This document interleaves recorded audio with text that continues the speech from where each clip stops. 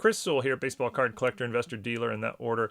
Welcome, everyone. Today I wanted to share sort of a card value anomaly that I've noticed over the last few years, and it's actually something I can't explain very well. I can come up with sort of explanations, but not that explain how wide a gap there are in values. And it's very, very consistent across all the sports. I have a baseball, a basketball, and a football example to share with you.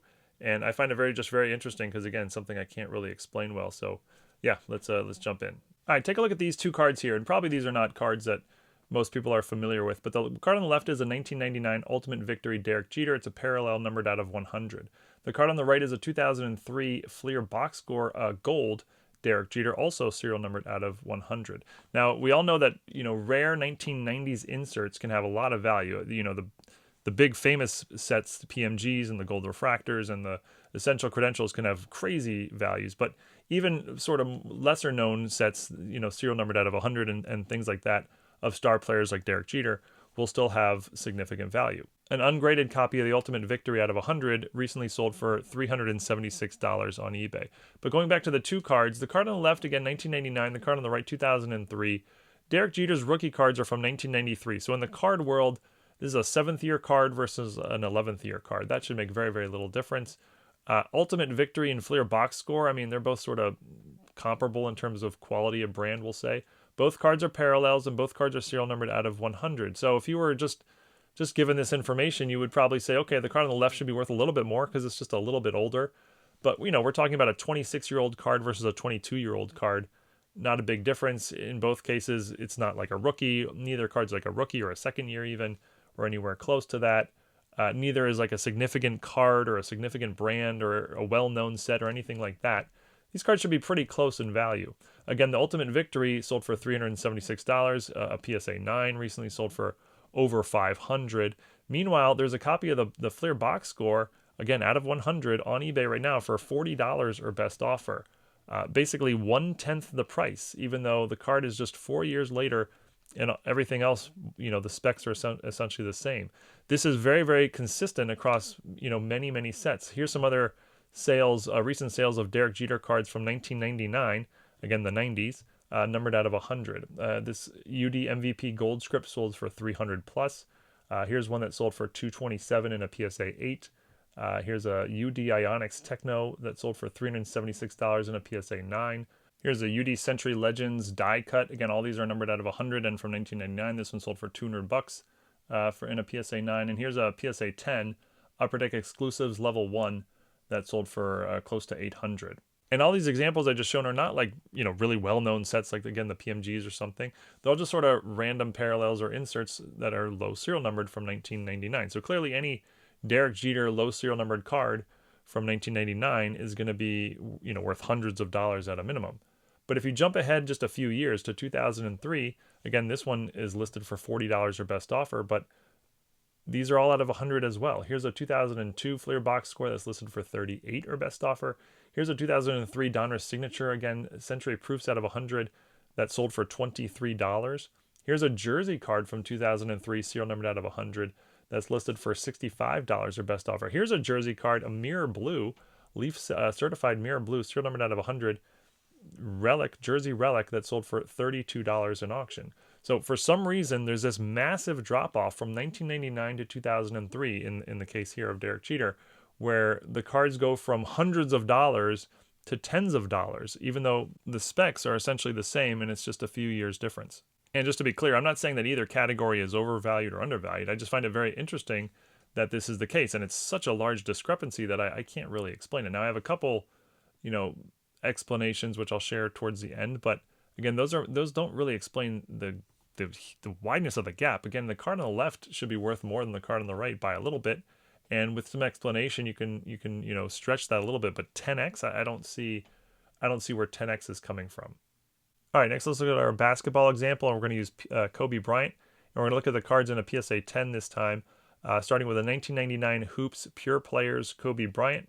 It's serial numbered out of 500, and it's a PSA Gem Mint 10, versus this 2002 UD Finite Kobe Bryant, also serial numbered out of 500, also a PSA Gem Mint 10. Looking at the two cards side by side, again, the specs are very similar. Kobe Bryant's rookie is from 1996, so the card on the left is a 4th year card. The card on the right is a 7th year card. A 4th year card versus a 7th year card should not make a huge difference. Both cards are PSA Gem Mint 10s. Both cards are serial numbered out of 500. And, Hoops versus UD Finite, they're both sort of, lower end brands for the time. So there shouldn't be a huge discrepancy there. Just based on this, I would say the card on the left should be worth a little bit more because it is a little bit older. But again, 4th year versus 7th year, we're talking about 26 years ago versus 23 years ago. Not a huge, it shouldn't be a huge swing there. If you went by pop count, which should come into play here, the card on the right should actually be worth more. It's quite a bit rare. It's just a pop 5 in a PSA 10, whereas the card on the left is a pop 21. So when you factor this in, if I knew nothing else, looking at these two cards with this information, I would say, okay, same grade, same serial number, same player, same, quality of brand.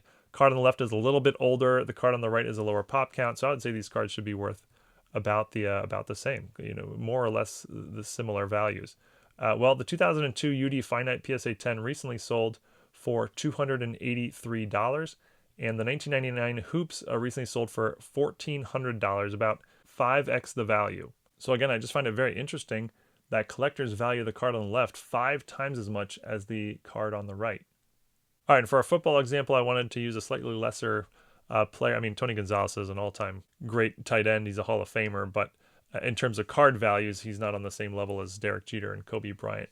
So the card on the left is a 1999 Upper Deck MVP Silver Script Parallel. It's numbered out of 25.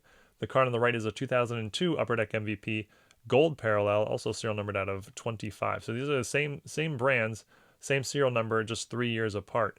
Tony Gonzalez's rookies from 1997. So the card on the left is a 3rd-year card. Card on the right is a 6th-year card. Again, they're both Upper Deck MVP parallels. They're both serial numbered out of 25. The 3rd year versus 6th year should play a small role, but not that much. You would think. But the 2002 copy recently sold on eBay for $10 in auction, and the 1999 copy recently sold for $123 in auction on eBay. So the 1999 copy going for 12 times as much as the 2002 copy. Again, same set, same player, same serial number. Everything's the same except they're just 3 years apart.